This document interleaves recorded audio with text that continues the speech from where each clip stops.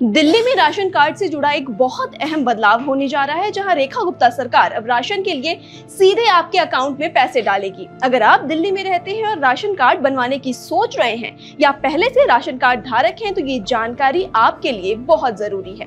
दरअसल सार्वजनिक वितरण व्यवस्था में सुधार के लिए सरकार ने दो बड़े कदम उठाए हैं, जिनका सीधा असर अब आम जनता पर पड़ने वाला है। पहला बदलाव EWS यानी आर्थिक रूप से कमजोर वर्ग के परिवारों की आय सीमा से जुड़ा है। अब तक नियम ये था कि राशन कार्ड बनवाने के लिए आपके परिवार की सालाना आय करीब 1 लाख से 1,20,000 रुपए तक ही होनी चाहिए थी, लेकिन आज के समय में आप खुद सोचिए कि 1 लाख रुपए सालाना की सीमा कितनी अव्यवहारिक है। अगर हम न्यूनतम मजदूरी के आंकड़ों को भी आधार माने तो भी ये सीमा बहुत कम बैठती है। इस तकनीकी बाधा की वजह से कई ऐसे परिवार इस योजना से बाहर रह जाते थे, जिन्हें वास्तव में सरकारी राशन की जरूरत है। इसी समस्या को देखते हुए कैबिनेट ने अब इस आय सीमा को बढ़ाकर सीधा 2.5 लाख रुपए कर दिया है। इसका सीधा मतलब ये है कि अब जिन परिवारों की सालाना आय 2.5 लाख रुपए तक है, वे नए राशन कार्ड बनवाने के लिए पूरी तरह से पात्र होंगे और उन्हें भी राशन की सुविधा मिलेगी। अब आते हैं दूसरे और सबसे अहम बदलाव पर, जो राशन प्रणाली में होने वाले भ्रष्टाचार से जुड़ा हुआ है।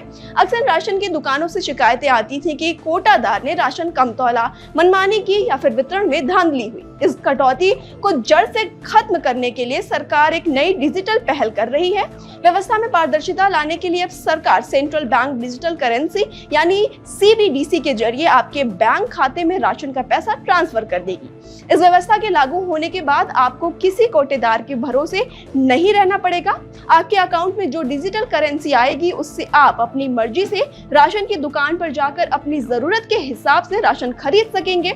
आप अपनी करेंसी से जितना राशन लेना चाहें उतना ले सकते हैं, और अगर अमाउंट बच जाता है तो उसे आप अगले महीने की जरूरत के लिए भी इस्तेमाल कर सकते हैं। शुरुआती दौर में ये डिजिटल करेंसी वाली व्यवस्था केवल सरकारी राशन की दुकानों पर ही लागू की जा रही है, लेकिन सरकार की योजना है कि इसके दूसरे चरण में इसे आम जेनरिक प्राइवेट दुकानों पर भी मान्य कर दिया जाए।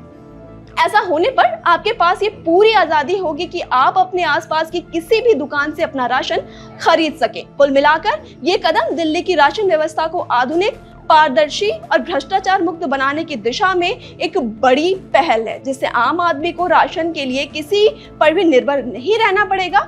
सरकार के इस नए कदम पर आपकी क्या राय है? क्या डिजिटल करेंसी के आने से राशन वितरण में सच में सुधार और पारदर्शिता आएगी? अपने विचार हमें कमेंट बॉक्स में जरूर बताइएगा। जुड़े रहिए नादी टीवी दिल्ली के साथ। नमस्कार।